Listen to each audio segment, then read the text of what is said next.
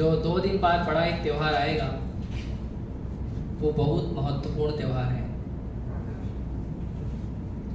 जैसे जन्माष्टमी होता है तो जन्माष्टमी पूरे संसार के लोग मनाते हैं, लेकिन जन्माष्टमी के बाद और एक अष्टमी आती है, वो है राधा अष्टमी। तो जन्माष्टमी संसार के सब लोग मनाते हैं, सब कृष्ण को जानते हैं, कृष्ण से प्रेम करते हैं, कृष्ण का भक्ति करना चाहते हैं। लेकिन जो सच में भक्ति कर रहे हैं उनके लिए राधा अष्टमी ज़्यादा इम्पोर्टेंट है।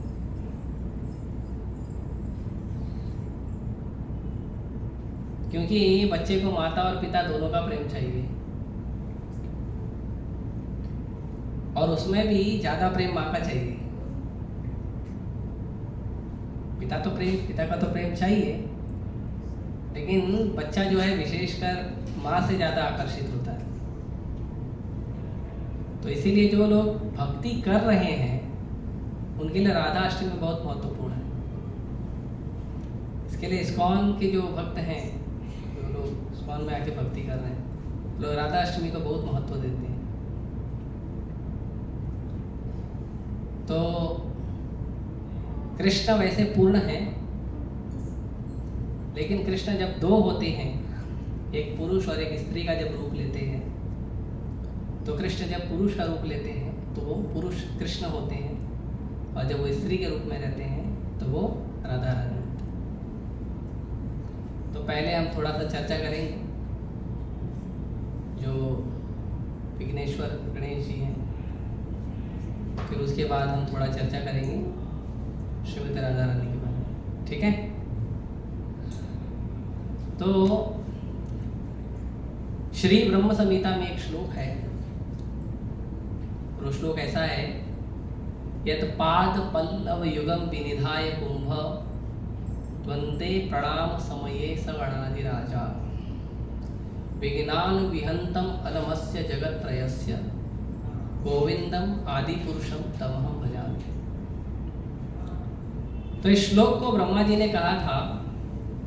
ब्रह्म संहिता हमारे मंदिर में अक्सर पढ़ी जाती है, रोज सुबह भी भक्त लोग कभी कभी पढ़ते हैं, और खासकर अभिषेक जब होता है भगवान का तो ब्रह्म संहिता पढ़ी जाती है। तो उसमें भगवान का विशद वर्णन है, उसमें भगवान कृष्ण का, विष्णु का, ब्रह्मा का, दुर्गा का, शिव का, सूर्य का, सबका वर्णन है, और बताया गया है कि कैसे उनका संबंध भगवान से है,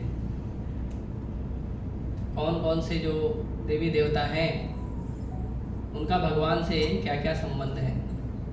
शिव जी के बारे में कहते हैं, क्षीरम यथा दधि विकार विशेष योगा संजायते नहीं तथा पृथगस्ति हेतु यशंभुतामपि तथा समुपैति कार्यात् गोविंदमादि पुरुषम तमहं भजं। थोड़ा बोलिए। तो ऐसे वर्णन किया गया है शिव जी का। फिर उसके बाद वर्णन है सूर्य देव का है, दुर्गा माता का है, सृष्टि स्थिति प्रलय साधन शक्ति रेखा छाये वयस्य भुवनानि विभर्ति दुर्गा इच्छा रूपम अपि अस्य यचष्टते सा गोविंदमादि पुरुषम तमहं भजामि। तो ऐसे बहुत वर्णन किया गया है, देवी देवताओं के बारे में भी बताया गया है। तो हम भक्तों को ये कंप्लीट कंफर्मेशन होना चाहिए, कन्विक्शन होना चाहिए, दृढ़ विश्वास होना चाहिए कि जो कृष्ण हैं वो परम भगवान हैं, और संसार में जितने भी देवी देवता हैं वो उन्हीं से जुड़े हुए हैं, उनसे कनेक्टेड हैं। लेकिन श्री चैतन्य चरितामृत में इसको और स्पेसिफिक किया गया है कि कृष्ण जो है वो भगवान है, और बाकी सारे देवी देवता कौन है? उनके सेवक हैं। एकला ईश्वर कृष्ण आर सब भृत्य प्यारे जैसे नाचाए से तैसे करें नृत्य। एक अकेले कृष्ण ही भगवान है, और बाकी क्या है? बाकी भगवान की भृत्य। भृत्य मतलब भगवान के सेवक हैं। जितने भी देवी देवता हैं वो सेवक हैं, और इन देवी देवताओं में 5 जो हैं इनको पंचदेव अथर्वशीर्ष कहते हैं। 5 तो 5 में तो 3 तो है वो भगवान कृष्ण के ही, कला अवतार है, कला गुण अवतार है। ब्रह्मा, विष्णु, महेश, ये भगवान के ही गुण अवतार हैं। भगवान 6 रूप में अवतार लेते हैं। गुणा अवतार, शक्तावेश अवतार, लीला अवतार, युगा अवतार, निरंतर अवतार, शक्तावेश अवतार, ऐसे 6 प्रकार से भगवान प्रकट होते हैं। तो उसमें जो गुणा अवतार है वो है ब्रह्मा, विष्णु, महेश। ब्रह्मा जी भगवान के रजोगुण के अवतार हैं। ब्रह्मा जी जीव हैं, मनुष्य हैं, मतलब जैसे हम जीव हैं ऐसे ब्रह्मा जी भी जीव हैं। हम सब एक बार ब्रह्मा बन चुके हैं, और अगर आप ब्रह्मा के पद के लायक सेवा करोगे तो फिर से ब्रह्मा बन सकते हो। सब लोग ब्रह्मा बन सकते हैं, है ना। तो आप ऐसा मत सोचो अभी एक ही पोस्ट है ना। देश में तो सोचना पड़ता है एक ही पोस्ट है, पता नहीं कौन से इलेक्शन में बनेंगे। तो आप चिंता मत करो, कृष्ण के पास अनंत ब्रह्मांड है। आप ब्रह्मा जैसे ही बन जाओगे, कृष्ण के पास पोस्ट हमेशा रेडी रहती है, किसी ब्रह्मांड में भेज देंगे, जाओ ब्रह्मा का काम करो। हम जिस ब्रह्मांड में रह रहे हैं वो सबसे छोटा ब्रह्मांड है, सबसे छोटा। 4 डायमेंशन, 4 डायमेंशन का हमारा ब्रह्मांड है, यूनिवर्स सबसे छोटा है। इसके लिए यहाँ जो हमारा ब्रह्मांड है, इस ब्रह्मा के 4 सिर हैं, चतुर्मुखी ब्रह्मा। 4 डायमेंशन है, इसके लिए चतुर्मुखी है। जितना डायमेंशन बढ़ता है यूनिवर्स का, ब्रह्मा जी के सिर उतने बढ़ते हैं। कभी 10 डायमेंशन है, कभी 100 डायमेंशन है, कभी 1000 डायमेंशन है, 1,00,000 डायमेंशन है। तो उतने ब्रह्मा के सिर भी होते हैं। ऐसे ही बहुत सारे ब्रह्मा हैं, बहुत सारे शिव हैं, बहुत सारे हैं। जितने ब्रह्मांड हैं उतने ब्रह्मा, उतने शिव हैं। और भगवान विष्णु भी उतने ही रूप ले लेते हैं। तो पंचदेव अथर्वशीर्ष में जो 3 भगवान के गुण अवतार हैं, ब्रह्मा, विष्णु, महेश। चौथे हैं गणेश जी और 5वें हैं सूर्य देव। तो ये 5 जो देवता हैं उनको लोग ज्यादा मानते हैं। तो इस तरह से गणेश जी का बहुत हाई पोजीशन है। कई बार हम देखते हैं कि कोई व्यक्ति भक्ति करता है, कृष्ण की करता है, तो बोलता है कृष्ण बड़े हैं, बाकी सब किसी काम के नहीं है, हमारा काम कृष्ण करते ना, बस हो गया। कि कृष्ण हमारे काम के, तो बाकी लोग का जरूरत नहीं। कुछ लोग शिव जी का भक्ति करते हैं तो उसे शिव महान है, बाकी लोग का हमको जरूरत नहीं। कुछ गणेश जी का करते हैं, कुछ दुर्गा माता का करते हैं, है ना। इसके लिए सबके अलग अलग संप्रदाय भी हैं। कृष्ण या विष्णु का भक्ति करने वाले वैष्णव कहलाते हैं। शिव जी का जो भक्ति करते हैं उनको शैव कहते हैं। जो दुर्गा का भक्ति करते हैं उसको शाक्त कहते हैं। नीचे बैठ जाइए। जो दुर्गा का भक्ति करते हैं उनको शाक्त, क्योंकि शक्ति के उपासक हैं, इसके लिए शाक्त कहते हैं। दुर्गा जी बोल रही पीछे से। और जो गणेश जी के उपासक है उनको गाढ़पत्य बोलते हैं, गणेश जी के फॉलोअर।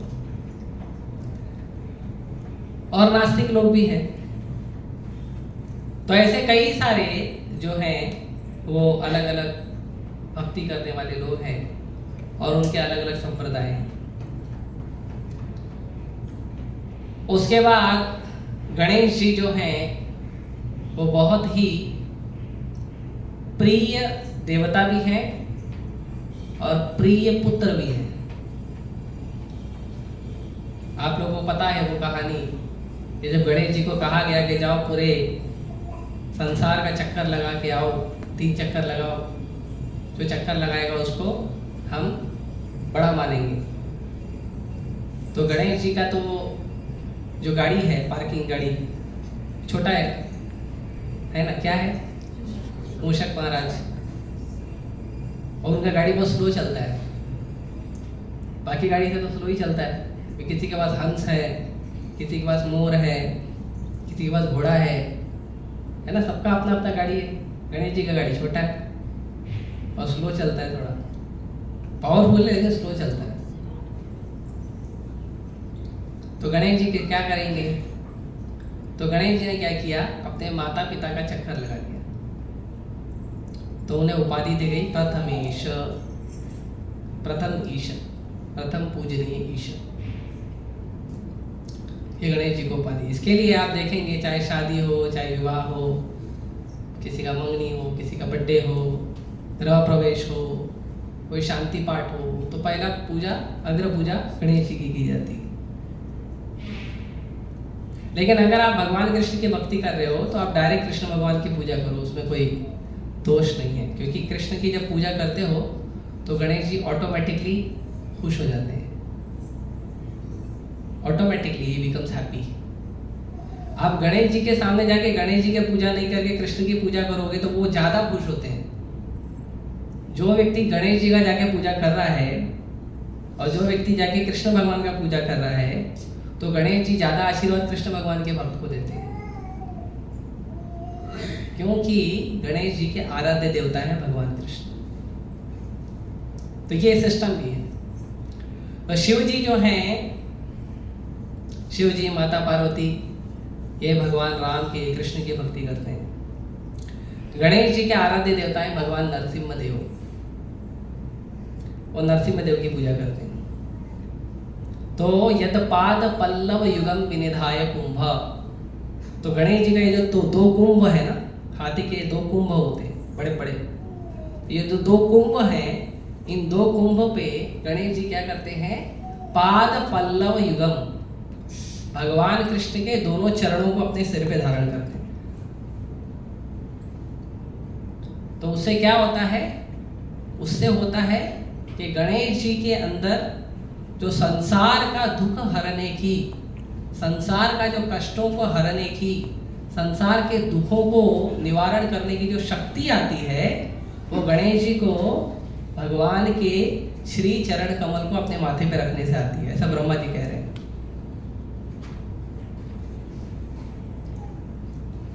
और एक विशेषता और है, थोड़ा सा हम देखेंगे कि दुखों के संसार में इस परस्पर विरोधी और एक दूसरे के दुश्मन लोगों के संसार में खुश कैसे रहना है, तो वो भी हमको इस गणेश जी के लीला से समझ में आता है।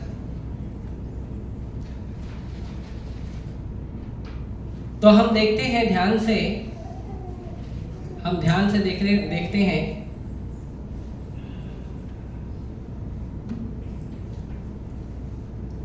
कि यदि आप देखेंगे भगवान शिव जी के जो पूरा परिवार है, तो गणेश जी का वाहन है मूषक महाराज, है ना, उंदीर मामा। तो गणेश जी का जो वाहन है वो मूषक महाराज है, और शिव जी के गले में सांप है। अभी सांप चूहे को देखेगा तो क्या बोलेगा, ब्रेकफास्ट है ना, उसका तो आहार है। लेकिन फिर भी सांप खाता नहीं चूहे को, है ना। और शिव जी के गले में सांप है, और उनके जो पुत्र हैं कार्तिकेय, वो मोर का वाहन लेके घूमते हैं। तो सांप और मोर का दुश्मनी है ना। और शिव जी का जो वाहन है वो है नंदी, और दुर्गा माता का वाहन है शेर। यहाँ पे भी विरोध है।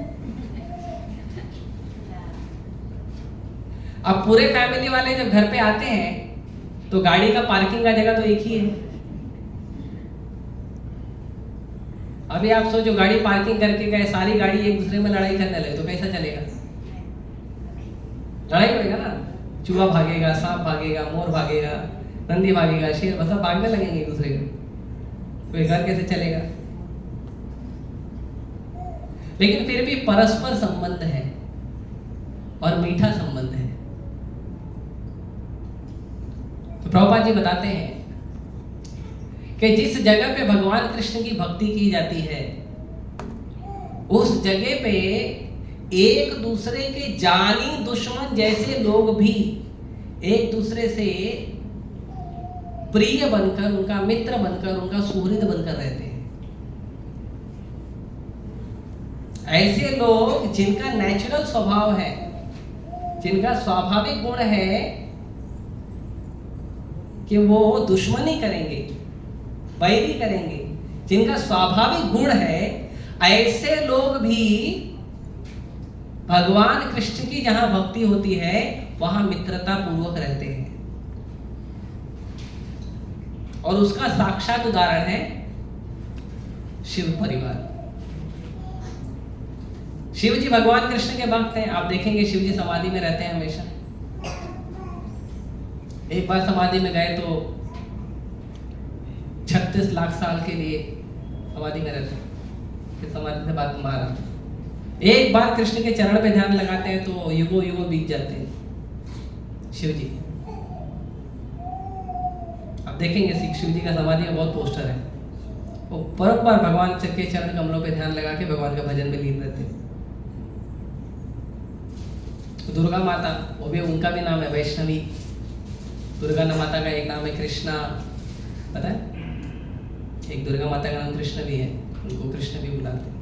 बहुत प्रिय है भगवान को। और भगवान की बहन है सुभद्रा, है ना? दुर्गा माता भगवान की बहन है और गणेश जी भांजे हैं, कृष्ण मामा है। तो बहुत स्वीट रिलेशन है आपस में।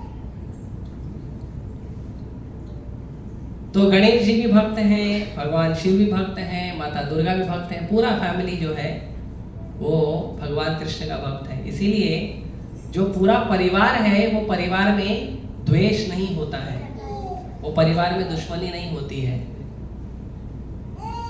हम देखते हैं आज के समय पे शादी करने के बाद भी पति पत्नी आपस में झगड़ा कर लेते हैं, बहुत झगड़ा करते हैं। कई लोगों का तो कंप्लेन हमारे तक पहुंच जाता है, प्रभु जी क्या करें? तो मैं बोलता हूँ सहो, हरे कृष्ण जपो और सहो। और क्या करोगे? मैं खुश हूँ, मुझे खुश रहने दो।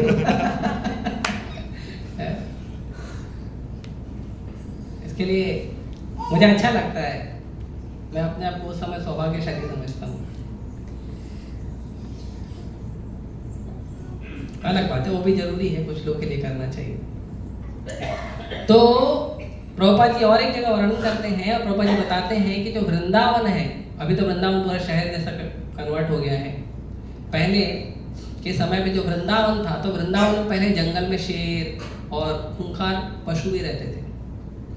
तो प्रभुपाद जी बोलते हैं कि शेर जैसे खूंखार पशु भी साधु के पास आते थे और साधु उनको अपनी कुटिया में बिठाते थे और उसको थोड़ा सा दूध देते थे, बोलते थे ये दूध पियो और खुश रहो। और साधु को शेर कुछ नहीं करता था, दूध पीता था और साधु की कुटिया के पास बैठा रहता था। ये कृष्ण भक्ति का प्रभाव है। इसीलिए आज का जो संसार है, जिसमें हर जगह दोष भरा है और हर व्यक्ति एक दूसरे को अपना दुश्मन समझता है, ऐसे संसार के लिए जो सबसे इमरजेंसी, सबसे ज्यादा इमरजेंसी का जो वस्तु है वो है कृष्ण भक्ति। जब तक लोगों का हृदय, ये गंदा हृदय साफ नहीं होगा ना, तब तक हर व्यक्ति एक दूसरे को दुश्मन ही समझेगा। एक पुस्तक है साइंस ऑफ सेल्फ रियलाइजेशन, आत्म साक्षात्कार का विज्ञान। उस पुस्तक के अंदर प्रभुपाद जी वर्णन करते हैं, प्रभुपाद जी का एक आर्मी कर्नल से प्रभुपाद जी का चर्चा हुआ है, उसका नाम है लेफ्टिनेंट मोजी। तो वो जो आर्मी कर्नल है वो प्रभुपाद जी के साथ चर्चा कर रहा था। तो प्रभुपाद जी ने उनको पूछा कि आप तो आर्मी का काम किए हो, तो आपके हिसाब से लोग क्राइम क्यों करते हैं, लोग अपराध क्यों करते हैं? और बहुत सारे तरीके बताया उन्होंने। कुछ लोग गरीबी के कारण करते हैं, कुछ लोग प्रताड़ित होते हैं इसलिए करते हैं, कुछ लोग गलत संगत के कारण करते हैं, कुछ लोगों के बचपन के संस्कार खराब होते हैं इसलिए करते हैं, कुछ लोग को ज़्यादा मन बढ़ जाता है इसलिए करते हैं। तो प्रभुपाद जी ने बोला ये सब कारण नहीं है, ये सब कारण नहीं, ये मुख्य कारण नहीं है। मुख्य कारण क्या है वो बताओ। तो बोला बस मेरे हिसाब से तो इतना ही है। तो प्रभुपाद जी ने बोला मुख्य कारण है कि लोगों का हृदय गंदा है। मुख्य कारण वही है। ऐसे कई सारे लोग हैं जो गरीब हैं लेकिन अपराध नहीं करते। ऐसे कई लोग हैं जिनके बचपन के संस्कार खराब थे लेकिन अपराध नहीं करते। ऐसे कई लोग हैं जिनकी संगत गलत है फिर भी अपराध नहीं करते हैं, पर उनको समझ में आता है कि मेरी संगत गलत है तो मैं गलत हूं। वो दूसरों को जाके कष्ट नहीं देते। लेकिन दूसरों को कष्ट कौन देता है? जिसका हृदय गंदा है। तो कृष्ण भक्ति क्या करता है? कृष्ण भक्ति लोगों का सबसे पहला कार्य करता है, वो है चेतो दर्पण मार्जनम। लोगों के चित्त का दर्पण साफ करता है कृष्ण भक्ति। चैतन्य महाप्रभु कहते हैं चेतो दर्पण मार्जनम। और कौन करता है चित्त का दर्पण साफ? भगवान का नाम। हरे कृष्णा कृष्णा कृष्णा हरे हरे, हरे राम राम राम हरे हरे। भगवान का नाम जो है वो बहुत शक्तिशाली है। वो हमारे चित्त का दर्पण साफ करता है। और भगवान का नाम जब शुरू होता है, भगवान का जब लोग नाम जप करते हैं, जब लोगों का हृदय साफ होता है, तो हमने देखे हैं बड़े से बड़े अपराधी भी बड़े से बड़े साधु बनकर भगवान की सेवा करते हैं और अपराध करने से बचते हैं। आपको एक छोटा कथा सुनाता हूँ, मृगारी का। मृगारी का कथा सुना आप लोगों ने? नहीं? ठीक है, आप सुना। तो एक शिकारी था, उसका नाम मृगारी था। उसको मृगारी बोलते थे लोग, शायद मृग ज्यादा मारता होगा। मृगारी नाम था उसका। वो क्या करता था? वो जानवरों को मारता तो था, लेकिन जानवरों को तीर मार के आधा मरा छोड़ देता था। और जानवर जो है, आधे मरे हुए जानवर तड़पते रहते थे और वो जाके दूसरे जानवर को आधा मारता था, पूरा किसी जानवर को नहीं मारता था। तो एक बार नारद मुनि जा रहे थे उसी जंगल से। तो नारद मुनि ने देखा कि सभी जानवर, बहुत सारे जानवर है, खरगोश है और हिरन है और अलग अलग छोटे छोटे जानवर हैं, सबके शरीर में तीर लगा हुआ है, सब छटपटा रहे हैं, मरे भी नहीं हैं, जिंदा भी नहीं हैं, तड़प रहे हैं। तो नारद मुनि तो वैष्णव हैं, उनको दया आ गई। तो उन्होंने बोला क्या करना चाहिए? तो उन्होंने क्या किया? उन्होंने देखा कि एक जो शिकारी है वो तीर लेकर घात लगाए बैठा है और एक छोटा सा खरगोश जो है वहां पे घास खा रहा था। तो नारद मुनि ने क्या किया? जोर से ताली बजाया तो खरगोश भाग गया। इसका तीर गया, लगा नहीं। तो मृगारी को गुस्सा आ गया। मृगारी बोला आप कौन है? मेरा शिकार क्यों भगा दिया आपने? तो नारद मुनि ने कहा वो छोड़ो, पहले मेरे को बताओ ये सब जो आधे मरे जानवर हैं इनको मारा किसने? तो बोला मैंने मारा। जो मेडल देना है मुझे दो, ये नेक काम मैंने किया है। तो नारद मुनि बोले आपको मारना है तो पूरा मारो या तो मत मारो, आधा क्यों मारते हो? उनको तड़पता क्यों छोड़ते हो? तो उसने कहा कि जब ये लोग तड़पते हैं दर्द से तो मुझे बहुत देखकर आनंद आता है।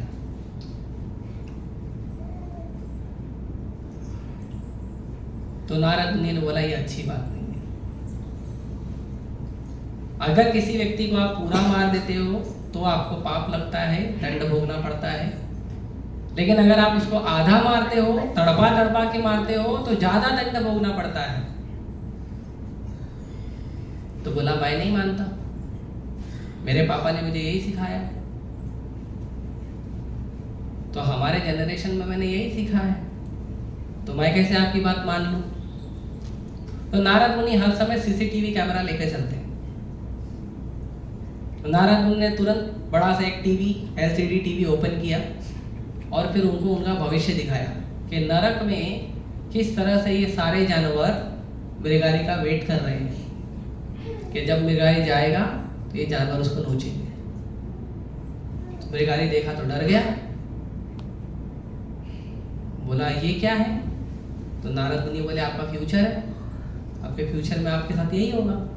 बोला नहीं नहीं, मैं नहीं चाहता ये सब मेरे साथ हो। नारद मुनि बोला लेकिन किया तो तुमने यही है, अब तुमने लोगों को इतना दर्द दे के मारा है तो भोगना तो तुमको पड़ेगा 100%। तो बोला लेकिन ये तो मेरा धंधा है, ये तो मेरा प्रोफेशन है, मेरा जॉब है, मैं अपना जॉब कैसे छोड़ दूं? तो नारद मुनि ने पूछा आप जॉब क्यों करते हो? तो बोला वो घर में बीवी है, बच्चे हैं, उनके लिए जॉब करना पड़ता है ना, सब लोग करते हैं। तो नारद मुनि बोले ठीक है, आपको उनके लिए खाना पीना कपड़े का व्यवस्था चाहिए, अगर मैं उसका व्यवस्था कर दूं तो क्या आप ये पाप काम छोड़ दोगे? बोला क्या और क्या जरूरत है, इसके लिए तो कर लो। तो नारद मुनि बोले ठीक है, अगर आप चाहते हो कि आप ऐसे भविष्य से बचो, ऐसे फ्यूचर से बचो, तो आप अपना ये धनुष तोड़ दो। तो पहले तो बहुत हिचकिचाया क्योंकि वही काम किया था, दूसरा कुछ काम किया नहीं था, फिर भी नारद मुनि पे विश्वास था, तोड़ दिया। नारद मुनि बोला अभी क्या? तो नारद मुनि ने अपने बैग से हरे कृष्ण मंत्र जप करने के लिए माला निकाला, झोला माला उसको दिया, उसकी वाइफ के लिए दिया, बोला जाओ आपके घर के बाहर एक तुलसी महारानी को रखो और हरे कृष्ण मंत्र जप करो। बोला खाना? बोले वो आ जाएगा। खाने पीने का चिंता बिल्कुल मत करो, तुमको जितने भोजन की जरूरत है, जितना आपको चाहिए आपको मिल जाएगा, और आप तुलसी पत्र डाल के भगवान को भोग लगा के आप भी खाओ, बच्चों को भी खिलाओ, ठीक है। तो मृगारी गया घर पे, भाई बोली आज क्या लाए हो? बोला आज हरे कृष्ण मंत्र करने के लिए माला लाया और कुछ नहीं लाया। ठीक है, तो दोनों बताया पूरा वृत्तांत, ऐसा ऐसा हुआ। तो दोनों पति पत्नी बच्चे तुलसी महारानी को रख के सामने बैठ के हरे कृष्ण जप करते थे। और नारद मुनि गए जंगल के बाहर, गांव में बोल दिए कि वो जो खूंखार मृगारी था ना, वो अब साधु बन गया है। तो गांव वाले बोले चलो देखते हैं। तो जो पहले के लोग थे वो लोग इतने संस्कारी थे कि जब किसी के घर पे जाते थे तो खाली हाथ नहीं जाते थे, है ना। कभी भी आप कहीं भी जाओ तो खाली हाथ नहीं जाना चाहिए, कुछ लेकर जाना चाहिए। किसी से भी मिलने जाओ, चाहे भगवान से मिलने जाओ, चाहे साधु से मिलने जाओ, चाहे मित्र से मिलने जाओ, किसी से मिलने जाओ, आपके हाथ में कुछ तो होना चाहिए। कुछ नहीं है, भगवान को भोग लगाओ, थोड़ा प्रसाद लेके जाओ, कुछ होना चाहिए। ये प्रेम का लक्षण है, आदान प्रदान करना प्रेम का लक्षण है। क्योंकि आज के समय पे हम लोगों ने मीडिया के चक्कर में इतने ज्यादा हम सूख गए हैं हृदय में, और प्रेम हमारा इतना कम हो गया है कि हम लोग हाय हेलो में ही काम निकाल देते हैं, है ना। किसी से मिलने जाते तो कुछ नहीं लेके जाते, ये गलत बात है। लेकिन गांव के लोग संस्कारी थे, तो गांव के लोग जब जा रहे थे साधु से मिलने, तो कोई चावल, कोई दाल, कोई पका हुआ अनाज, कोई पका हुआ भगवान का भोग, कोई कपड़ा, कुछ न कुछ सब लेके गए। उन्होंने देखा सच में जो मृगारी है वो हरे कृष्ण जप कर रहा है। तो उन लोगों ने सब उसको भेंट दिया। वो बोला अरे आप लोग कहाँ से हैं? बोले वो नारद मुनि भेजे। तो खाना आने लगा, कपड़ा आने लगा, पैसा आने लगा। वो हैरान हो गया, अरे इतना तो मैं गधे की तरह मेहनत करता था, दिन रात जानवरों को मारता था, फिर खाल निकालता था, फिर बेचता था, फिर उसमें भावतोल करना पड़ता था, नहीं 100 रुपए का, नहीं 500 रुपए का है। उसके बाद इतना मेहनत करने के बाद मुश्किल से कुछ पैसा आता था, उसमें भी वाइफ कंप्लेन करती थी पैसा कम है, घर का खर्चा ज्यादा है ना, उसमें भी कंप्लेन होता है। और यहाँ तो कुछ नहीं करो, बैठ के हरे कृष्ण जप करो, सब आ रहा है अपने आप। तो बड़ा खुश हो गया, बोला नारद मुनि बड़े कृपालु हैं। तो उसने फिर हरे कृष्ण मंत्र को ही जप करना शुरू किया। कुछ दिन के बाद नारद मुनि जो है अपने मित्र पर्वत मुनि के साथ वापस आए। तो पर्वत मुनि बोले कहाँ जा रहे हैं? बोले एक मेरा शिष्य है, उसको देखने जा रहे हैं। तो जब नारद मुनि गए वहां पे, तो इसने दूर से देखा नारद मुनि और पर्वत मुनि को। तो बहुत खुश हो गया और उसने क्या किया, दौड़ते दौड़ते नारद मुनि के पास गया। लेकिन जब नारद मुनि के पास दौड़ दौड़ के जा रहा था तो वो सीधे नहीं जा रहा था, वो जंप कर करके जा रहा था बंदर की तरह। उनको बोलो एक लेक्चर चले तो अच्छा है, दो दो लेक्चर कैसे चलेगा। तो जंप कर करके जा रहा था। तो पर्वत मुनि बोले अरे तुम्हारा शिष्य है क्या है, इतना जंप क्यों कर रहा है? तो नारद मुनि बोले उसी से पूछो। आया, उसने दंडवत प्रणाम किया। तो पर्वत मुनि बोले अरे आप इतना खुशी से इतना दूर दौड़ के आए, बड़ी अच्छी बात है। बोले हाँ मेरे गुरु महाराज है नारद मुनि, उससे मिलने आए, इतनी अच्छी बात है, गुरु बता रहे हैं। बोले अच्छा है। बोले ठीक है, लेकिन जब आ रहे थे तो तुम कूद कूद के क्यों आ रहे थे? तो उसने कहा क्योंकि जमीन पे चींटियां रेंग रही थी, अगर मैं सीधे सीधे आता तो चींटियां मर जाती, इसीलिए मैं उन चींटियों को बचाते बचाते आ रहा था। तो पर्वत मुनि बहुत खुश हो गए कि एक व्यक्ति जो जानवरों को पूरा नहीं मारता था, आधा मारता था, वो व्यक्ति अभी चींटी को भी मारने के लिए सोचता है। तो ये जो अद्भुत चमत्कार है ये हरे कृष्ण मंत्र का है। एक और चमत्कार है हरे कृष्ण मंत्र का जो आप लोग जानते हैं, और वो क्या है कि एक डाकू था, बड़ा खूंखार डाकू था, उसका नाम था रत्नाकर डाकू। और वो रत्नाकर डाकू ने इतना पाप किया था कि उसके मुंह से भगवान राम का नाम नहीं निकलता था। आप लोग बोलो राम, निकला ना, लेकिन उसने इतना पाप किया था उसके मुंह से राम नहीं निकल रहा था। लेकिन नारद मुनि ने कृपा किया और नारद ने ठीक है तुम राम नहीं बोल सकते, तुम मरा बोलो। और वो मरा मरा मरा मरा मरा मरा मरा मरा बोलते बोलते राम राम चालू हो गया उसका। और वो व्यक्ति खूंखार डाकू से इतना महान संत बना कि जिस भगवान का नाम जप कर रहा था राम, उस भगवान का दर्शन भी किया। जिस भगवान का नाम जप कर रहा था राम, उनकी अर्धांगिनी उनके घर में आके रुकी थी। उनके बच्चों को पर्सनल ट्रेनिंग देने का उनको सौभाग्य प्राप्त हुआ।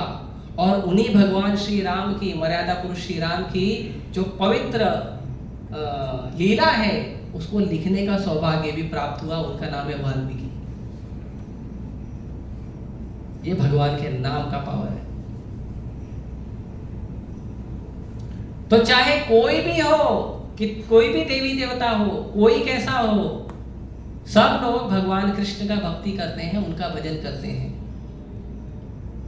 तो यदि हमको गणेश जी का अच्छे से पूजा, अच्छे से भक्ति करना है तो सबसे बेस्ट तरीका है उनके सामने जाके हरे कृष्ण का कीर्तन करिए,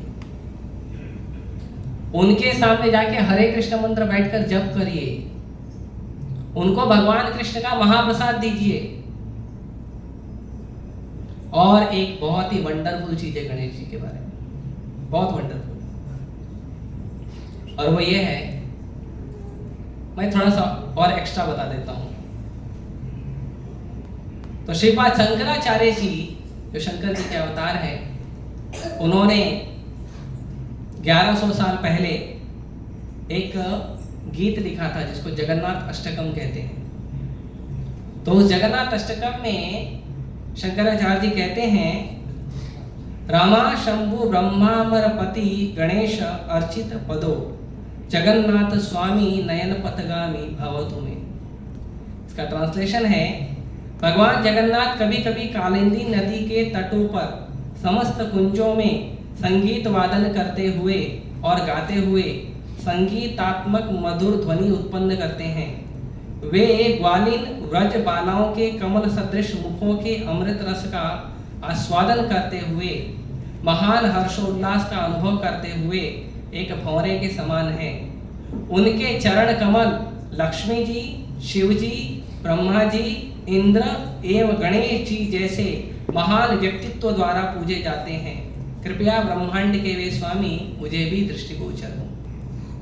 तो जो गणेश जी हैं, शिव जी हैं, लक्ष्मी जी हैं, दुर्गा जी हैं, इंद्र है, चंद्र है, वरुण है, वायु है, ये सब भगवान श्री कृष्ण के चरण कमल का भजन करते हैं। आप अगर जाओगे जगन्नाथपुरी तो जगन्नाथ मंदिर के अंदर ही गणेश जी का सुंदर विग्रह है, मंदिर बनाया अंदर। जगन्नाथ मंदिर के अंदर बहुत सारे मंदिर हैं। एक जगन्नाथ जी का मेन मंदिर है और उनका जो प्रांगण है उसके अंदर बहुत सारे मंदिर हैं। गणेश जी का ये मंदिर है। और गणेश जी का एक बहुत बड़ा योगदान है इतिहास में, बहुत बड़ा योगदान है। जब वेद व्यास जी ने सारे वेद लिख लिए, उपनिषद लिख लिए, पुराण लिख लिए, शास्त्र लिख लिए, तो जो वेद लिखे हैं वो तो बुद्धिमान वर्ग के लोगों के लिए लिखे हैं। जो लोग बुद्धिमान हैं, जिनका वेद पढ़ने का गुण जो है प्राप्त हो चुका, उनके लिए वेद लिखे। वेद कोई भी पढ़ नहीं सकता, और पढ़ेगा अगर मान लो तो गलत उसका उपयोग निकालेगा, उसका गलत मतलब निकालेगा। लोग गीता पढ़ के गलत मतलब निकालते, वेद तो दूर की बात है। गीता में से मोटिवेशन निकालते। बताओ, भगवत गीता में भक्ति दिया है, पग पग में भक्ति है, लेकिन उसमें मोटिवेशन निकालते, उसमें सेल्स कैसा बढ़ाना है वो निकालते, कंपनी का ग्रोथ कैसे होएगा वो निकालते हैं लोग। तो ये अगर प्रामाणिक व्यक्ति से हम नहीं सुनेंगे तो ये गलती होता है।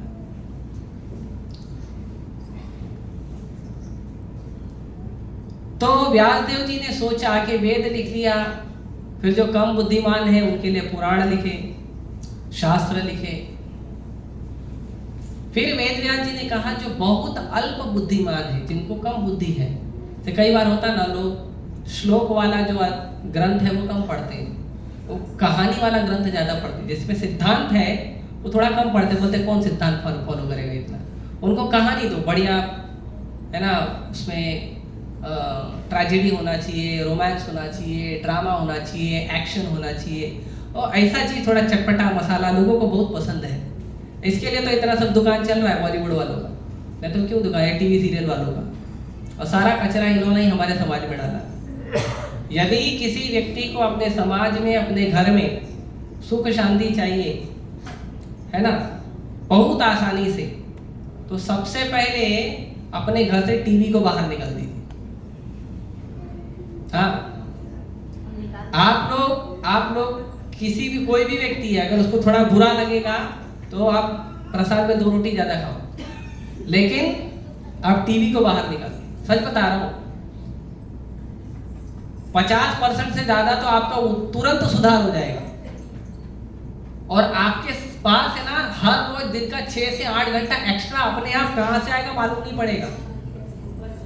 हाँ, ये ऐसा असुर है जिसको आप प्रेम करते हो, टीवी।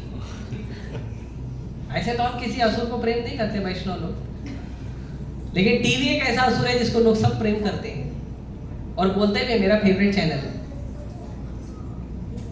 तो टीवी बाहर निकालो, और मोबाइल में भी आप वही चीजें देखो जो आपके जीवन के लिए उपयोगी है, नहीं तो बहुत बड़ा नुकसान है। तो जो कम बुद्धि वाले हैं वो लोगों को क्या चाहिए, वो लोगों को कहानी चाहिए, अच्छी अच्छी कहानियां हो, तो उनको कहानी सुनने का बड़ा इंटरेस्ट होता है। तो वेद व्यास जी ने कहा मैं इतिहास लिखूंगा, इतिहास में कहानियां हैं। ऐसे तो पुराणों में भी कहानियां हैं, भागवत पुराण में बहुत सारी कहानियां भगवान और भगवान के भक्तों के संबंध के बारे में। ऐसे पुराणों में बहुत सारी कहानियां, ऐसे इतिहास है। तो हमारे पास 2 इतिहास है बहुत पावरफुल, एक है रामायण और दूसरा है महाभारत। तो रामायण जो है वो महाकाव्य है, वो लिख दिया था महाकवि वाल्मीकि जी ने। उसके बाद महाभारत लिखने का समय आया। तो जो भक्त होते हैं वो नम्र होते हैं। भक्तों का जब हर जगह नाम होता है ना तो वो बचते हैं कि मेरा इतना नाम वाम नहीं होना चाहिए। भक्त लोग सेवा करते हैं बड़ी बड़ी, पर उनको नाम नहीं चाहिए, उनको नाम नहीं चाहिए, ऊपर नाम वाम नहीं चाहिए। तो वेद व्यास जी ने इतना लिख दिया था कि सारी दुनिया उनका नाम लेगी, तो बोले नहीं, थोड़ा तो भी दूसरे भक्त लोगों का नाम होना चाहिए। तो वेद व्यास जी ढूंढने लगे एक और वैष्णव, कौन लिखेगा महाकाव्य को, महाभारत को। तो पूरे ब्रह्मांड में ढूंढे तो ऐसे तो बहुत बड़ा ग्रंथ है। महाभारत जो है वो 60 लाख श्लोकों का ग्रंथ है। इसमें से 30 लाख जो है वो देवी देवताओं के लिए है ना। 15 लाख जो है वो पितरों के लिए है। पितृलोक अलग है, तो पितृलोकों के लिए। 14 लाख जो है गंधर्व लोक के लिए और 1 लाख जो है मनुष्यों के लिए। पहले ही मालूम है कलयुग के लोग आलसी हैं है ना, इसके लिए सबसे कम दिया 1 लाख। तो ऐसा नहीं सोचना चाहिए उधर स्वर्ग में जाएंगे, जन्नत में जाएंगे तो खाली मजा करेंगे, नहीं, उधर पढ़ना पड़ेगा बैठ के। इधर से ज्यादा पढ़ना है, या तो इधर 1 लाख पढ़ लो या तो उधर 30 लाख पढ़ो, आपका चॉइस है। उधर भी भजन साधन होता है।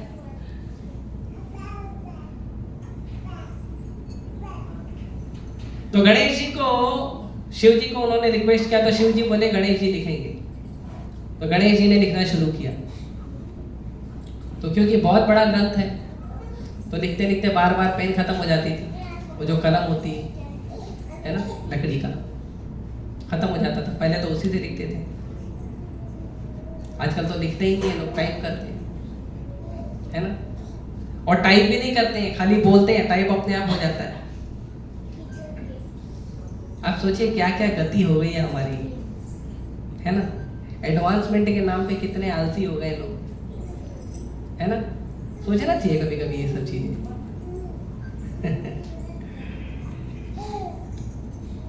तो गणेश जी बार बार लिखते थे तो कलम टूट जाती थी। तो गणेश जी ने अपना दांत तोड़ लिया और दांत से लिखना शुरू कर दिया। तो गणेश जी को कहते एक दंत, एक ही दांत है, लेकिन कैसे, दयावंत, दयालु।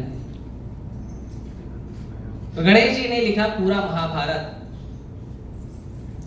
और उसी महाभारत में 1 लाख श्लोकों के महाभारत में 700 श्लोकों का और एक महान ग्रंथ है, और वो है भगवान कृष्ण की वाणी भगवत गीता।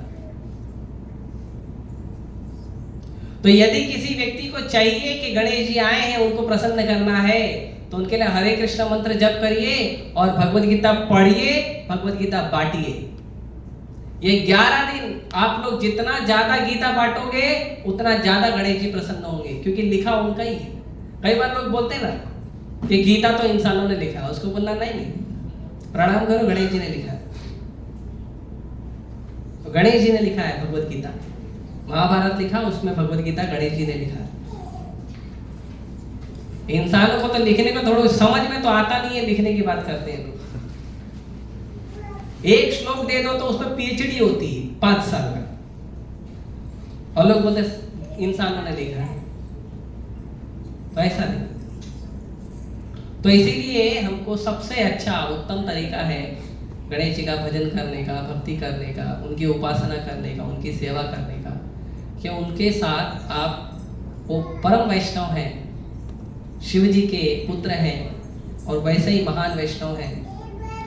तो आप उनके साथ हरे कृष्ण मंत्र जप करिए, भगवत गीता पढ़िए, उनके साथ बैठकर उनको भगवान का महाप्रसाद दीजिए।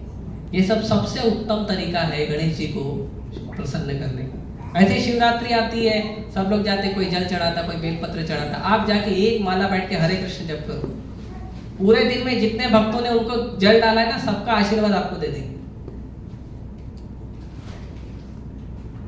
हैप्पी। अरे कोई तो हरे कृष्णा बोले आके। दिन भर में 1000 लोग विजिट करके गए शिव जी को, हरे कृष्णा किसी ने बोला ही नहीं। सब ओम नमः शिवाय बोल के जाते। कम से कम ओम तो बोलते हैं, ओम भगवान का नाम, भगवान कृष्ण का नाम, वेदम पवित्र ओमकार विरसा में गिरे बच्चों, भगवत गीता में वर्णन करते हैं भगवान।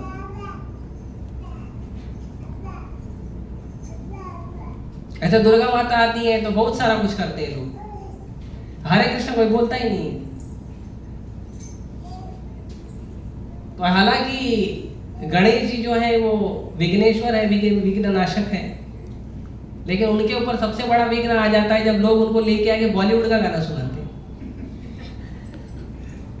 जो संसार के विघ्नों का नाश करते हैं उनके ऊपर विघ्न डाल देते हैं हम लोग बॉलीवुड का गाना सुना के। और दूसरी उससे बड़ी परेशानी कि उनके कान बड़े बड़े हैं, और बड़े बड़े कान से कृष्ण कथा सुनने आते हैं, उनको हम लोग बॉलीवुड का गाना सुना। गलत बात है, नहीं करना चाहिए। कम से कम आज से गणेश जी का आगमन हुआ है, 10 दिन 11 दिन 5 दिन 2 दिन है ना, जितना जिसकी क्षमता है रखेंगे। जहां भी जाओ बैठो, एक माला हरे कृष्ण मंत्र जप करो गणेश जी के साथ, बहुत प्रसन्न होंगे। ठीक है। और 23 तारीख को राधा अष्टमी है, श्रीमती राधा रानी का प्राकट्य दिवस है। तो जैसा कि मैंने पहले एक क्लास में बताया था कि श्रीमती राधा रानी जो है वो भगवान कृष्ण की शक्ति है। भगवान कृष्ण की अंतरंगा शक्ति है श्रीमती राधा रानी, प्लेजर पोटेंसी, आनंद देने वाली शक्ति, आह्लादिनी शक्ति, वो है राधा रानी। और भगवान कृष्ण की बहिरंगा शक्ति है दुर्गा देवी।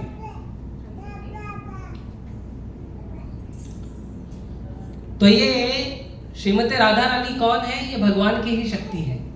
इसलिए कई बार लोग पूछते हैं राधा कृष्ण का विवाह क्यों नहीं हुआ? तो पहले तो पूछना चाहिए आपको क्या प्रॉब्लम, आपको नहीं बुलाया था इसके लिए। कभी कभी लोग यही बोलते हैं विवाह नहीं हुआ था, क्यों नहीं हुआ था? हमको बुलाया नहीं, हमको ऐसा लगता है इसके लिए नहीं हुआ था। तो ऐसी भौतिक लीला में भांडेरवम में ब्रह्मा जी ने विवाह किया था राधा रानी। लेकिन वैसे भगवान कृष्ण और राधा रानी के विवाह की आवश्यकता नहीं है। जैसे सूरज है और सूरज की रोशनी है, तो सूरज को अपनी रोशनी से विवाह करने की जरूरत है? चीनी को अपने मिठास से विवाह करने की जरूरत है? नहीं। एक शक्तिमान है, दूसरी शक्ति है, तो विवाह की आवश्यकता नहीं है।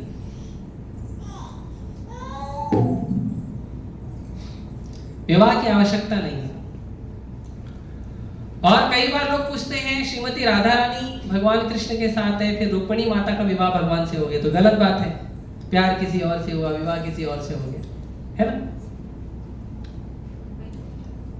तो ये सारी जो गलत बातें हैं, लोग वही लोग सोचते हैं जो लोग पहली बात तो ठीक से भक्ति करना नहीं चाहते, और दूसरी बात अपने बुद्धि के स्तर पे भगवान की लीलाओं को समझने का प्रयास करते हैं।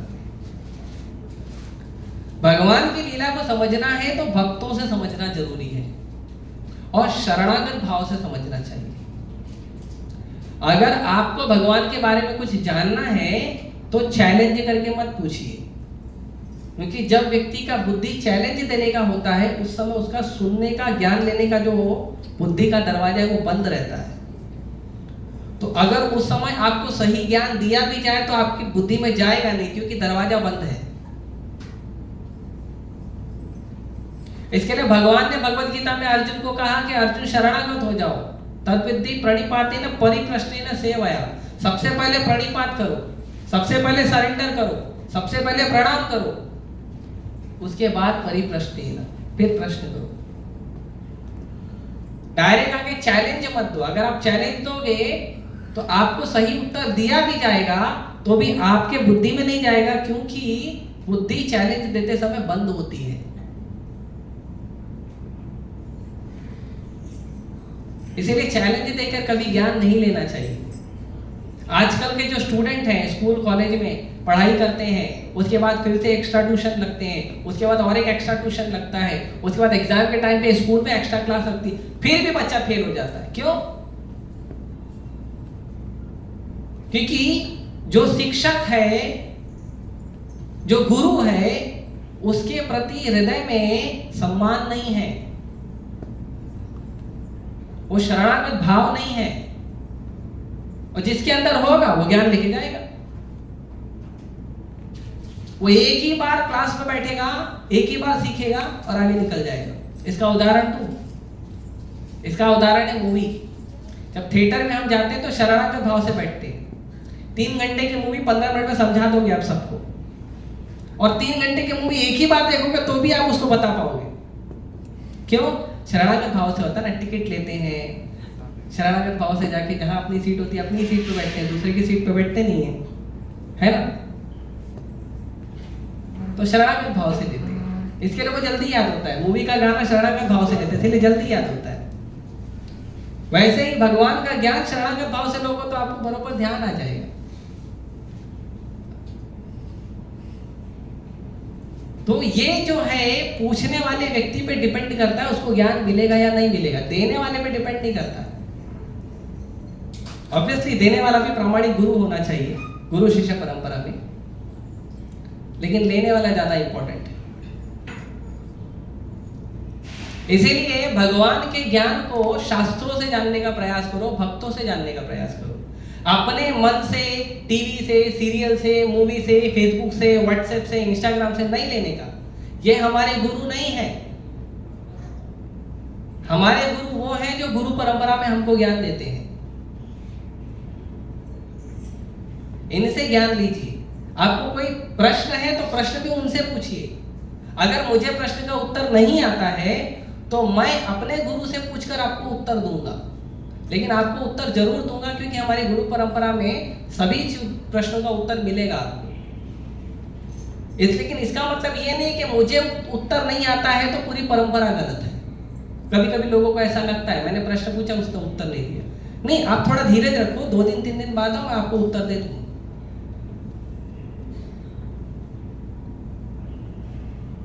तो इसीलिए भगवान को, भगवान की लीलाओं को समझने के लिए हमको गुरु शिष्य के माध्यम से समझना चाहिए।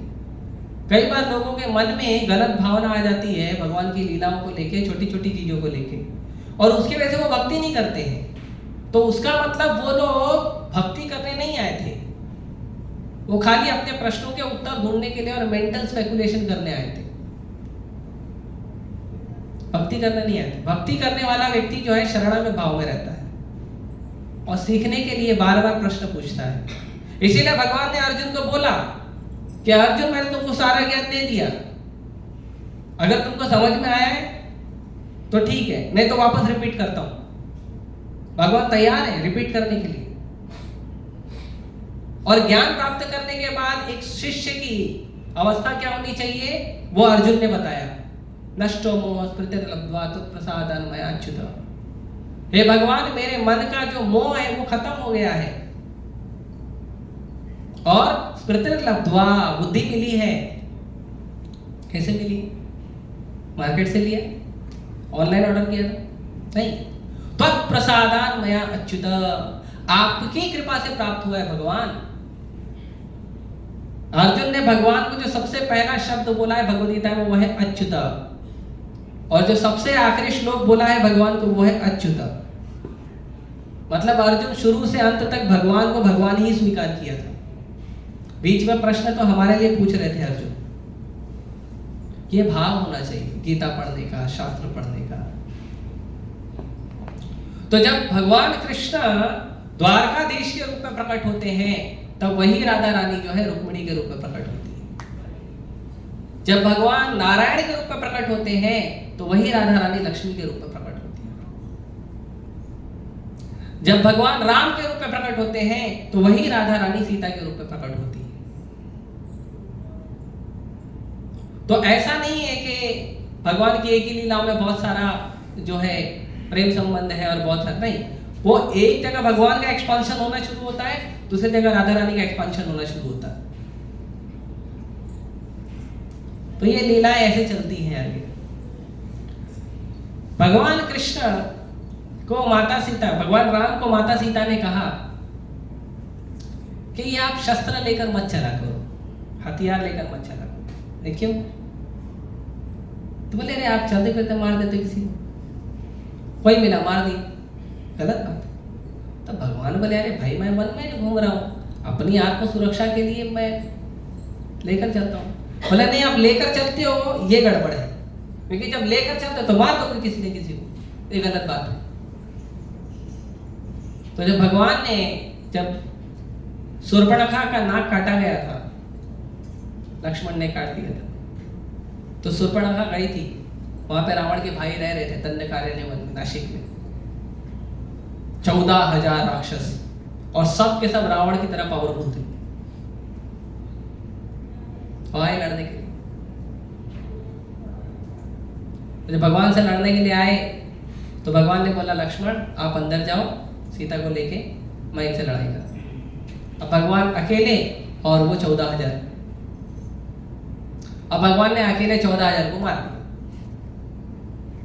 सीता मैया को पता चला तो सीता मैया बोली, अरे कितने निर्दयी हो आप, इतने सारे लोगों को मार दिया, अच्छी बात नहीं। मेरे को वचन दो, मेरे आंख के सामने आप किसी को नहीं मारोगे। अभी वाइफ तो वाइफ होती है, मानना पड़ता है, होम मिनिस्टर तो भगवान है, ठीक है। इसीलिए भगवान ने सीता मैया को, जब रावण आने वाला था तो अभी रावण आएगा तो भगवान को तो मारना पड़ेगा ना, सीता रहेगी तो कैसे मारेंगे। तो भगवान ने अरे सीता मैया को एक दिन पहले ही रात को बोला, देखो मेरे को लीला तो पूरा करना है,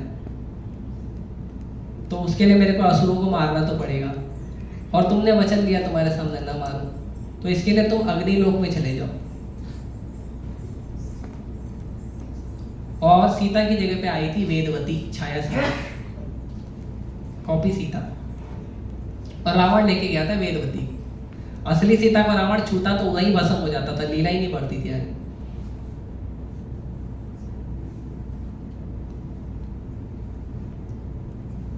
तो फिर भगवान ने इतने सारे असुरों का विनाश किया। फिर सीता मैया बोली, गलत बात है, अगली लीला में आप कोई भी अस्त्र शस्त्र लेकर नहीं आओगे। भगवान बोले ओके, नो प्रॉब्लम। तो भगवान जब कृष्ण के रूप में आए तो कोई अस्त्र शस्त्र लेकर नहीं आए, एक बांसुरी लेके आए, वो बजाते थे, लेकिन असुर आता तो फिर भी मारते थे। पूतना आई, उसका दूध पी के मार दिया। तृणावर्त आया, उसका गला दबा के मार दिए।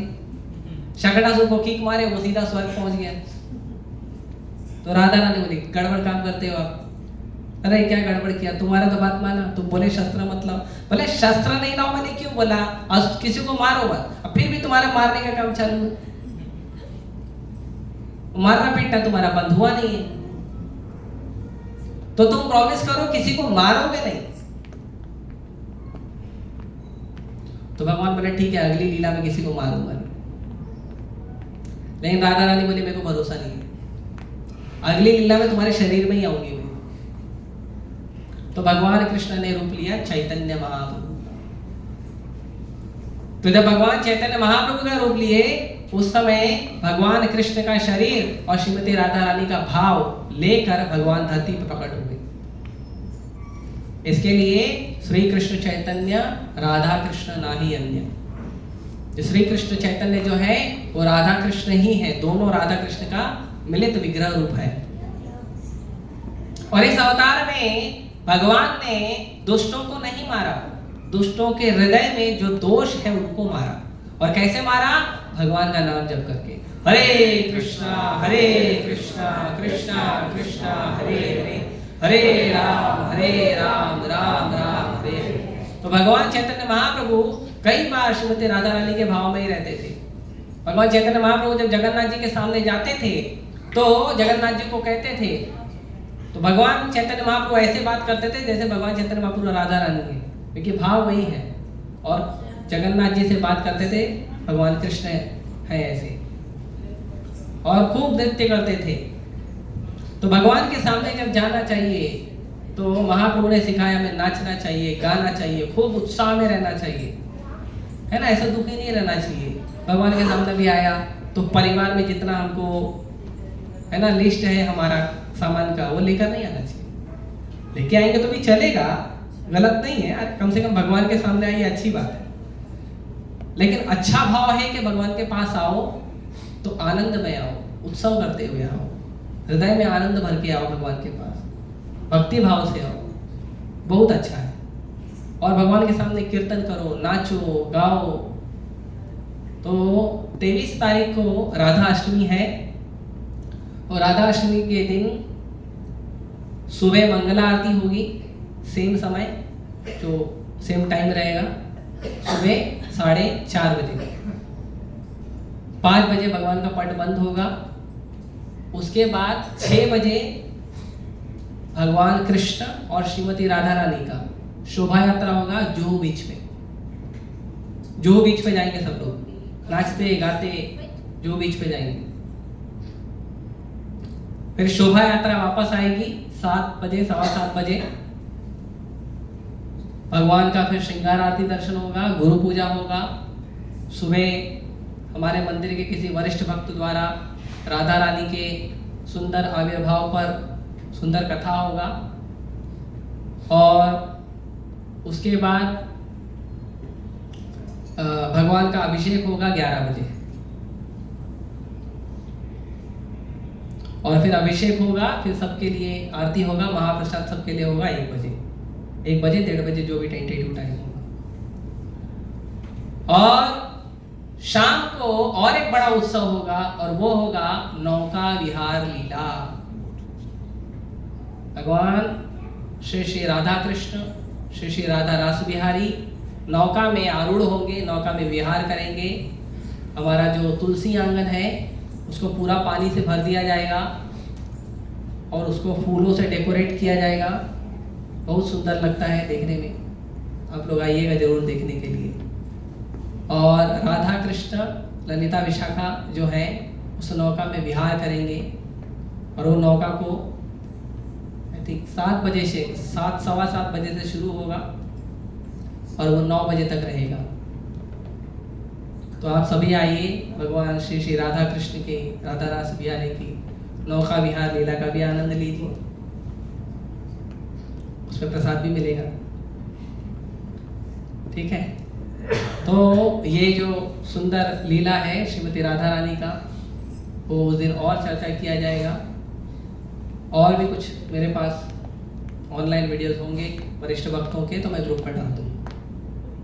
ठीक है, धन्यवाद। हरे कृष्णा कृष्णा कृष्णा हरे हरे, हरे राम राम राम। किसी का प्रश्न है? किसी का कोई प्रश्न है तो पूछ सकता है। प्रभु जी, वो जो बोले थे थोड़ा समझ में नहीं आया, जो रावण जो लेके गए सीता माँ, वे हाँ, छाया सीता वेदवती। वेद तो रावण जो है वो एक्चुअली बहुत खराब कैरेक्टर का आदमी था। रावण रेपिस्ट था। वो जिस लोक में जाता था उस लोक की जो सबसे सुंदर स्त्री है उसका वो विनय भंग करता था। तो रावण एक बार जा रहा था, पर्वत की ओर से जा रहा था। तो पर्वत में माता वेदवती तपस्या कर रही थी। तो जो माता वेदवती है वो प्रकट हुई थी वेदों के उच्चारण करने से। माता वेदवती के पिता जब वेदों का उच्चारण कर रहे थे तो उनके शब्द ध्वनि से वेदवती प्रकट हुई थी। तो वेदवती जब बड़ी हुई तो पिताजी ने पूछा कि तुम्हारा विवाह का समय हो गया है, तुम्हारा विवाह किससे होना चाहिए? तो वेदवती ने कहा कि वेद जो है वो स्वयं भगवान की वाणी है, तो मेरा विवाह भगवान विष्णु से ही होना चाहिए। तो इसके लिए जो वेदवती है उनको उनके पिताजी ने आज्ञा दी कि तुम जाके भगवान विष्णु का ध्यान करो। तो जो भगवान विष्णु के चरण कमल पे माता वेदवती तपस्या कर रही थी, तो उतने में रावण ने देखा। रावण एरोप्लेन से घूमते रहता था हमेशा, कहाँ लूटना है, कहाँ गड़बड़ करना है, वो सभी वही उसका बुद्धि था। इसके लिए आपको ये समझना चाहिए कि ज्ञान प्राप्त होने से व्यक्ति ज्ञानी नहीं बनता। रावण चारों वेदों का ज्ञाता था लेकिन ज्ञानी नहीं था, बुद्धू था, दुष्ट स्वभाव था। ज्ञानी व्यक्ति कब बनता है? जब उसको ये ज्ञान आ जाए कि मैं ये शरीर नहीं हूँ, मैं आत्मा हूँ और मैं पूर्ण पुरुषोत्तम भगवान श्री कृष्ण का अंश हूँ, मैं भगवान का सेवा करना चाहिए। इसको ज्ञान कहते हैं। जिस ज्ञान में ये भाव नहीं है कि मैं आत्मा हूँ, मैं शरीर नहीं हूँ, जिस भी ज्ञान में, चाहे वो वेद का हो, पुराण का हो या कहीं का कोई ज्ञान हो, जहां पे ये ज्ञान नहीं दिया जाता है कि आप आत्मा हो, भगवान के अंश हो और भगवान के सेवक हो, वो ज्ञान नहीं है, वो अज्ञान है। इसके लिए वेद पढ़ने के बाद भी ज्ञान मतलब भगवान कृष्ण का सेवक बनना। वेदांत कृत वेद विदेव चाह, भगवद गीता 15वां अध्याय 15वां श्लोक। भगवान कहते हैं कि वेदों को पढ़ने का मतलब है मुझे समझना। अगर वेद पढ़ने के बाद हमको ये नहीं समझ में आया कि मैं भगवान का अंश हूं और मैं भगवान की सेवा करना चाहिए, मतलब आपने वेद पढ़ा ही नहीं। वेद पढ़ने के बाद अगर रावण जैसे भाव आ गया कि भले वो विष्णु है लेकिन मैं उसकी अर्धांगिनी को उठा कर लेकर आऊंगा तो फिर हमारा असुर स्वभाव है। तो वो वेदवती को देखा तो उसने वेदवती के पास गया, पहले तो प्रेम से बात किया, तो वेदवती ने मना कर दिया। उसने बोला नहीं, मैं भगवान विष्णु का भजन कर रही हूँ। तो पहले प्रेम से बात किया, नहीं सुनी तो जबरदस्ती करने लगा, तो रावण ने उसका बाल पकड़ लिया था। तो वेदवती का भजन इतना स्ट्रॉन्ग था कि उसने अपने हाथ से बाल काट दिए और वेदवती ने कहा कि तुमने इस शरीर को स्पर्श किया है, ये शरीर दूषित हो गया तुम्हारे से, इसीलिए मैं इसी क्षण इस शरीर को जला के राख कर दूंगी। तो वेदवती क्योंकि तपस्वी थी तो अपने शरीर से अग्नि प्रकट की और शरीर को तुरंत जला के खत्म कर दिया। तो रावण को मौका नहीं मिला गड़बड़ करने, लेकिन मरते मरते बोल के गई कि अगले जन्म में मैं ही तुम्हारे मृत्यु का कारण बनूंगी, चिंता मत करना। तो वही वेदवती आई थी छाया सीता बनकर और रावण वेदवती को लेके गया था, सीता को नहीं ले गया था। और कोई प्रश्न? तो ये बात भगवान को पता नहीं था? पता था ना, तो फिर इतना युद्ध किया क्यों किया? युद्ध किया क्यों किए? अरे युद्ध कर रहा, भगवान तो आए थे, पर्पस था ना, रावण को ही दंड देने आए थे ना। वेदवती, छाया सीता, ये सब तो कारण था। भगवान तो आए थे रावण को मार रहे, अभी डायरेक्ट आके मार देते तो लोग नाम खराब करते भगवान का।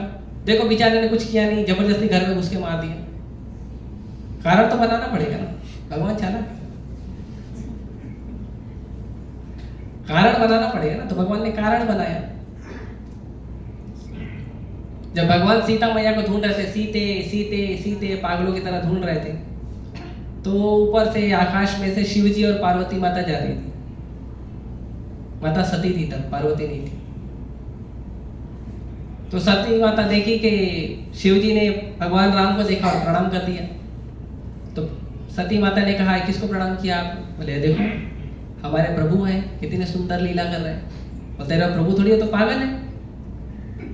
अरे पत्तों से पूछ रहा है, पानी से पूछ रहा है, ठीक है। किसी का अगर वाइफ घूम गया तो पुलिस के पास जाएगा, आदमी से पूछेगा, कोई रहने वाला है झोपड़ी उपड़ी में कोई आदमी रहता उससे पूछे। पत्ते से कोई पूछता है क्या?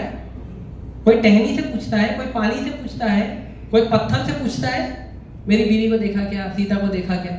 पूछता है? ऐसा पागल जैसे आदमी घूम रहा हो तो उसको भगवान बोल के प्रणाम कर। तो शिव जी बोले देखो ऐसा नहीं बोलते, भगवान है वो, और भगवान ऐसी लीला करते हैं। बोले नहीं, आपको भ्रम हो गया, रुको मैं आपका भ्रम दूर करती हूँ। शिव जी ने मना किया लेकिन मानी नहीं माता।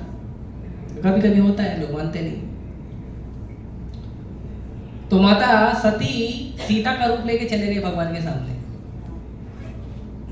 एग्जैक्ट सीता। जब भगवान के सामने गई वो, तो भगवान फिर अपना ड्रामा रोक के तुरंत प्रणाम कर दिए और बोले देवी इस घने जंगल में आप क्या कर रही हो अकेली? आपके प्रभु का है। तो वो तो देखा रे भाई पकड़ी गई चोरी। तो बोले नहीं प्रभु जी इधर ही है, मैं जरा आपको प्रणाम करने आई थी। प्रणाम करके तुरंत गई। तो शिव जी बोले क्या हुआ? नहीं कुछ नहीं, ऐसे ही थोड़ा प्रणाम करने गई थी। तो भगवान पूरी तरह से कॉन्शियस है, लेकिन भगवान पूरी तरह से चेतन में है कि भगवान क्या कर रहे हैं। लेकिन भगवान लीला करके दिखा रहे हैं कि कैसी परिस्थिति हो जाती है सामान्य मनुष्य की, जब उसका कोई धन, उसका पत्नी कुछ गुम हो जाता है, कैसी उसकी परिस्थिति होती है। खासकर पत्नी गुम हो गई तो कैसी परिस्थिति होती है। भगवान करके बता रहे हैं ना। इसके लिए हम लोग को मोटिवेशन मिलता है, ब्रह्मचारी बन जाते हैं। ऐसी परिस्थिति नहीं आती।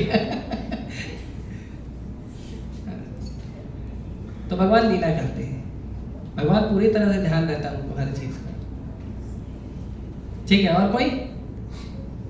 यस प्रभु। ये भगवत गीता जो है वो ब्रह्मा सुखदेव जी ने डिक्टेट, व्यासदेव जी ने डिक्टेट किया और गणेश जी ने लिखा। हाँ क्रेडिट दोनों को जाएगा? हाँ, तो दोनों को जाएगा ना, एक को थोड़ी जाएगा, दोनों को जाएगा।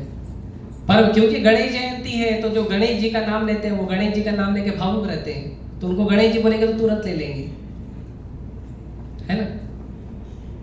तो क्रेडिट तो दोनों को है। जब गणेश जी आए थे लिखने के लिए तो गणेश जी क्या है, थोड़े नटखट है, हाँ सब जानते हैं। जैसे भगवान कृष्ण नटखट है तो उनका भांजा भी नटखट है। तो गणेश जी बोले कि मैं लिखूंगा एक शर्त पे। क्या शर्त है? कि आप 1 सेकंड भी सांस लेने के लिए भी रुकना नहीं। तो वेद व्यास बोलते गड़बड़ हो जाएगा। अरे गायत्री करना रहता है, संध्या वंदन करना रहता है, नहाना धोना होता है ब्राह्मण को। अभी सांस लेने के लिए भी नहीं रुकूंगा और कंटिन्यू बोलूंगा और इतना बड़ा 1 लाख श्लोक है, कैसे होएगा? तो वेद व्यास जी ने फिर दूसरा बाउंसर दिया। बोले ठीक है, लेकिन मेरी भी एक शर्त है। क्या शर्त है? तुम कोई भी श्लोक तब तक नहीं लिखना जब तक समझ ना लो। तो जब वेद व्यास जी को कभी जाना होता था संध्या वंदन ये सब करने के लिए, तो कोई कठिन श्लोक दे देते थे। जब तक ये समझते थे तब तक वो अपना काम करके आ जाते थे। तो ऐसा है। तो दोनों ने लिखा। सरस्वती नदी के तट पे, वहां पे सरस्वती नदी का शोर हो रहा था। तो वेद व्यास जी ने कहा नदी को शोर मत करो। तो सरस्वती नदी वहीं पे जमीन के अंदर चले गई और शोर बंद हो गया। अभी भी आप जाओगे तो वहां पे मिलेगा। कहाँ किस जगह ये ज्योतिसार, जाइए वहां पे मिलेगा। कहाँ पर भी ज्योतिसार ये हरियाणा में कहीं पड़ता है। ठीक है। शिकारी शिकार करके बेच सकता था तो वो तड़पाता क्यों था? हाँ, शिकारी शिकार को तड़पाता क्यों था? तड़पाने के बाद मार देता था, फिर मारने के बाद उसको बेचना जो भी बाद में करता था। लेकिन उसको तड़प तड़प के मरते हुए देखने में अच्छा लगता था। तो कुछ लोग हैं खूंखार, क्या करें? अभी भी आप देखो कुछ लोग हैं खूंखार। जितने डिग्री में पाप और जितने डिग्री में अपराध ज्यादा होगा ना, उतना ज्यादा व्यक्ति ज्यादा क्या कहते हैं, हृदय विहीन होगा या कठोर हृदय होगा। ऐसे कई सारे लोग हैं, लोगों को तड़पाते हैं, लोगों को कष्ट देना अच्छा लगता है। जो काम सिंपल हो सकता है जानबूझ के बोलते नहीं इसको चक्कर कटवाऊंगा मैं, जानबूझ के बोलते इसको तकलीफ दूंगा मैं। वो आसानी से कर सकता है, नहीं आसानी से नहीं करेगा, परेशान करेगा वो अच्छा। वैसे कई लोग हैं तो जितना हृदय कठोर होगा उतने ऐसे व्यक्ति होते हैं। और उसका पूरे पूरे सृष्टि में हमारे हृदय को कठोर से निर्मल करने का एक ही तरीका है, हरिनाम हरिनाम हरिनाम, और कोई दूसरा तरीका, कोई दूसरा तरीका मैन्युफैक्चर ही नहीं किया भगवान ने। और साइंटिस्ट लोग को तो वैसे भी आता नहीं, बेचारे पत्थर मिट्टी हड्डी पता नहीं क्या क्या खेलते रहते हैं, वही जीवन है उनका। फिर कभी कभी चंद्रयान छोड़ देते हैं, हमने बना दिया। इसने चंद्रमा बनाया उसका गुण नहीं है, चंद्रयान बनाया उसका गुण है। देखो चंद्रमा जिसने बनाया वो महान नहीं है, वो भगवान महान नहीं है, लेकिन चंद्रमा को जाके उधर उनका जो छोटा सा इतना बड़ा कैप्सूल जो भेजा उन्होंने, वो कैप्सूल वहां पे लैंडिंग कराने वाले व्यक्ति का बड़ा गुण है, वो भगवान से बड़ा हो गया। चंद्रमा बनाने वाला भगवान बड़ा नहीं है, लेकिन चंद्रमा पे छोटा सा पतरे का डब्बा भेजने वाला आदमी बड़ा हो गया। हाँ जो भी है, इसरो में या उसरो में जो भी है, नासा है, कुछ भी है। हाँ अभी बोले आदित्य L1 भेजे, आदित्य का सूर्ययान भेजे हैं। तो सूर्य महान नहीं है, सूर्य बनाने वाला महान नहीं है, सूर्य चलाने वाले विवस्वान महान नहीं है, वो जो रॉकेट भेजा ना छोटा सा पतरे का डब्बा वो महान है। बताओ क्या बुद्धि है लोगों की। ऑक्सीजन और जो हाइड्रोजन है वो महान नहीं है बनाने वाला, वो H2O फॉर्मूला देने वाला महान है। जबकि वो ऑक्सीजन बनाने वाला महान होना चाहिए। तो ऐसे तो संसार के लोग हैं, क्या करें? इसके लिए उनको क्या करना, प्रसाद देने का। प्रसाद खाओ, हरे कृष्ण जप करो, उसी से सुधरेंगे और कोई दूसरा उपाय नहीं है। ठीक है, धन्यवाद। हरे कृष्णा कृष्णा कृष्णा कृष्णा हरे हरे, हरे राम।